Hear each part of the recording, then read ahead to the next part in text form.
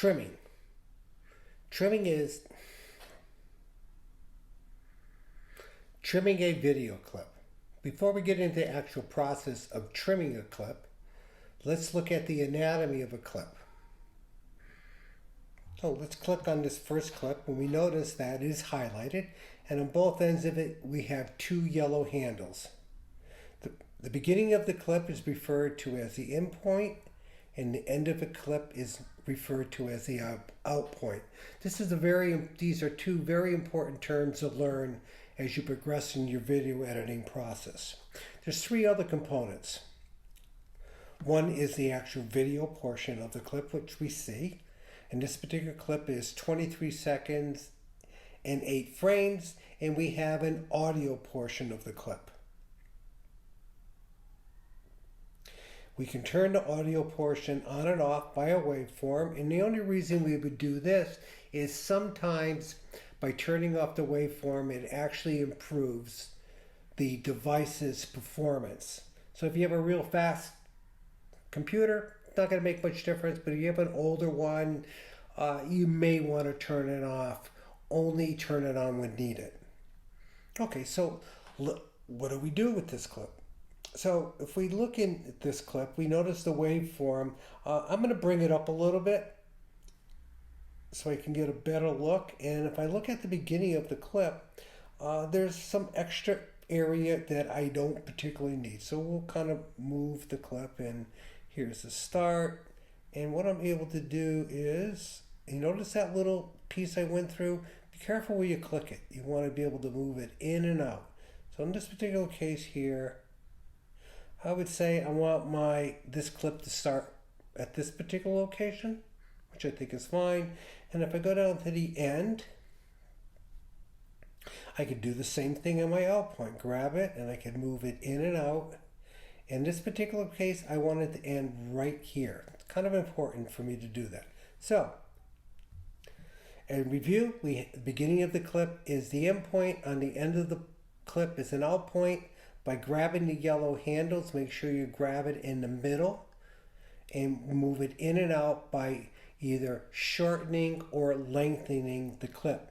Now, one other thing is, when I click on this, I could drag this out. Oh, I'm already to the end.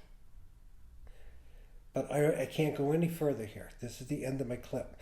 So the point I was trying to make is, don't forget there's a duration to your clip. So if you want to have some extra trimming room, always make your clip a little bigger than necessary, and you can always trim it down in the timeline. Now the next piece I want to be able to show you is that we can actually cut our clip up. So at this particular point, I can click on it, I can go to Actions, and I can use what they call the split function. This isn't probably the best example, but sometimes you want to be able to cut a clip up to get rid of a particular portion of it, or want to use it duplicate it and use it someplace else in your video. You can do that.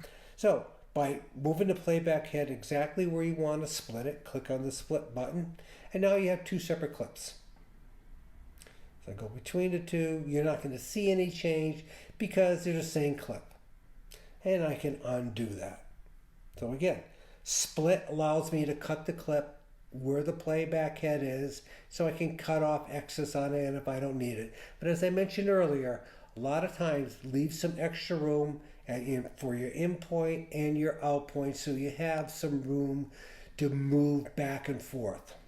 Okay, now the next piece of editing is a little more precise, and it's called the precision editor. So if I move to in between my two clips, and this is where I want to change the out point of one clip to meet the in point of my new clip. Okay, so how do we do that?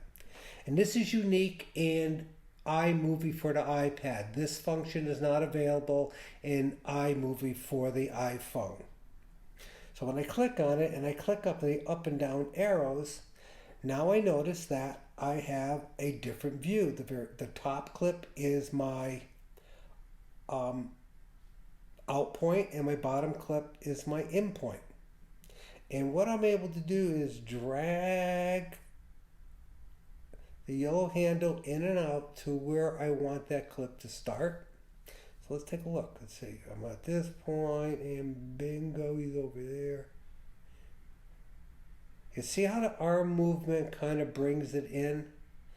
Maybe I want to check it out a little more.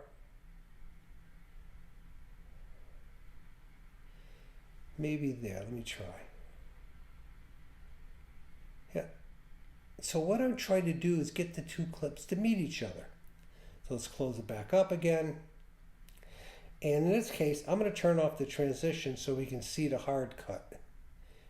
One point to the next. You can see it's kind of a nice little motion. Now when I turn on my dissolve transition, and we'll go through transitions in another separate video, but in this case is a good example. I click on dissolve, and I can move it in, and you can see it's a nice even movement. See? Blend it or smash it, make it more you may have a different way of doing it. And blend it or smash it, make it more make it sweeter. So, trimming. We can trim a clip. We can move the in point and the out point in and out. We can move it out as far as we have extra video. Don't forget, a clip has a certain length. And by moving the in points in, it doesn't cut the video off. It just moves the in point to a new location.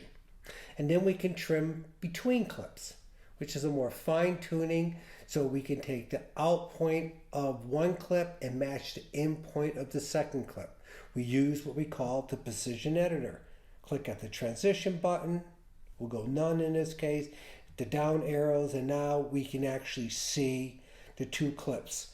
The top one is my out point, and we try to match it to the in point of my bottom clip. So that's trimming. It's something you're going to do over and over and over and over again. And as you move on to other versions of iMovie on the Mac and then go to Final Cut, you'll find out you'll even have finer controls to be able to control the exact frame that you want to edit. So have fun and keep on editing.